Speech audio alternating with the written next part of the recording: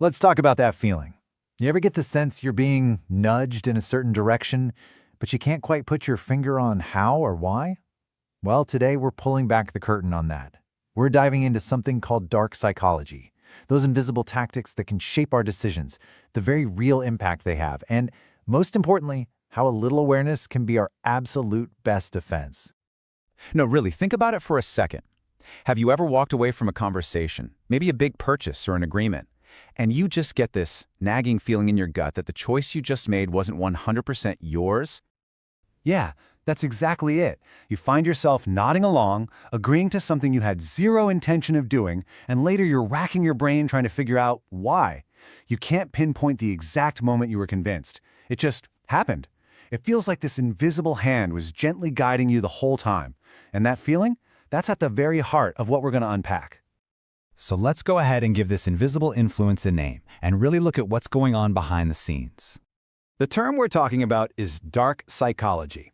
Now I know, it sounds a little intense, and it can be, but really at its core, it's just about understanding the mechanics of how our own minds can be influenced, often for someone else's gain.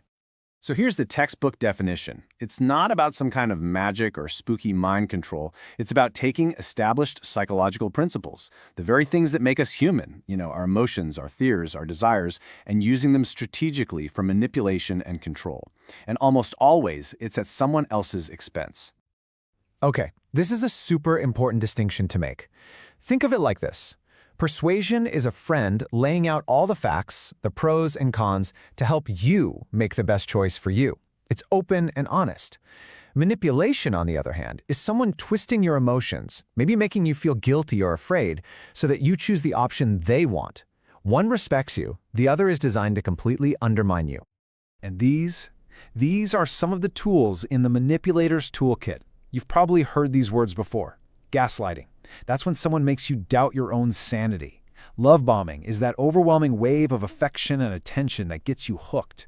Coercion uses threats, subtle or not, to get you to do something. And isolation? That's all about cutting you off from your friends and family, your support system. These are very real strategies. So we've seen the playbook, but what does this stuff actually do to a person? What's the real-world fallout? Let's get into the tangible impacts. And the effects are no joke. This isn't just about feeling bad for a day. Constant manipulation is like acid. It slowly eats away at your self-confidence. It creates this constant fog of anxiety and confusion where you're always second-guessing yourself. Before you know it, you can become emotionally dependent on the very person manipulating you, and you lose the ability to make clear decisions for yourself. This quote it hits the nail on the head, doesn't it? It's that feeling, that complete loss of your own internal compass, when you feel like you're broken and you need someone else to tell you which way is north. That right there is the end goal of chronic manipulation. Okay, so if that's the damage it can cause, the big question is, how do we defend ourselves? Well, it all starts with just recognizing the signs. So this last part is all about building up your awareness so you can spot these things as they happen. And honestly, it boils down to this simple but incredibly powerful framework. Step 1, just pause. The next time you feel that pressure, that urgency, just take a breath and ask yourself, wait a minute, what do I actually want here? Step 2, trust your gut. That nagging feeling of discomfort or confusion, that's data. Don't ignore it. And third, look for patterns. A single weird comment can be brushed off, but a consistent pattern of behavior, that's telling you something important.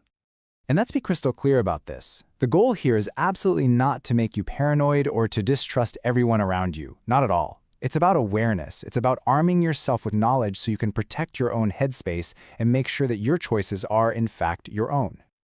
So I'll just leave you with this question. Now that you have this framework, now that you can maybe put a name to that invisible influence, what are you going to start to notice in your own life, in the world around you?